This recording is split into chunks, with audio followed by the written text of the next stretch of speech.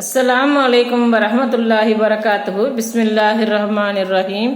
அன்பான சகோதர சகோதரிகளே, எல்லாம் வல்ல அல்லாஹ்வின் நல்லடியார்களே, இன்று நாம் காணவிருக்கும் தலைப்பு பயனளிக்காத உறவுகள்.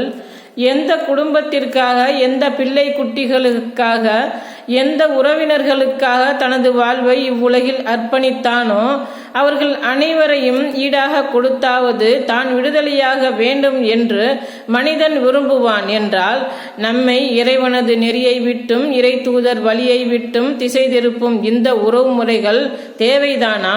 இது போன்று நம்மை விட்டுவிட்டு மறுமை நாளில் ஓடக்கூடிய, நமக்கு எதிராக திரும்பக்கூடிய இந்த பயனளிக்காத உறவுகள் பேச்சை கேட்க வேண்டுமா?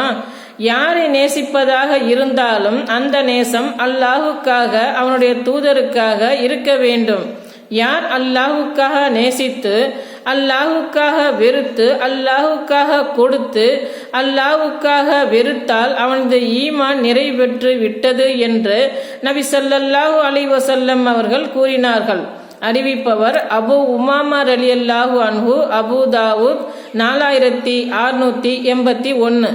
இந்த கருத்தை வலுவூட்டும் வண்ணம் நபிகளார் வேறு இடத்தில் இவ்வாறு கூறியுள்ளார்கள். நபி ஸல்லல்லாஹு அலைஹி வஸல்லம் அவர்கள் கூறினார்கள், எவரிடம் 3 தன்மைகள் அமைந்து விட்டனவோ அவர் ஈமானின் சுவையை உணர்ந்தவராவார். அவை: 1. அல்லாஹும் அவனுடைய தூதரும் ஒருவருக்கு மற்றதையும் விட அதிக நேசத்திற்குரியோர் ஆவது. 2.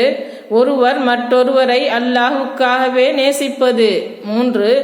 நெருப்பில் வீசப்படுவதை போன்று இறைமறுப்புக்கு மாறுவதை வெறுப்பது. அறிவிப்பவர் அனஸ் ரலியல்லாஹு அன்ஹு, புகாரி 16.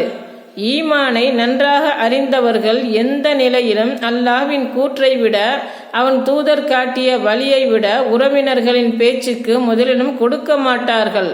படைத்தவனின் கட்டளைக்கும் அவன் விரும்பும் வழிகாட்டுதலுக்குமே முதலிடம் கொடுப்பார்கள். அஸ்ஸலாமு அலைக்கும் வரஹ்மத்துல்லாஹி வரகாத்துஹு.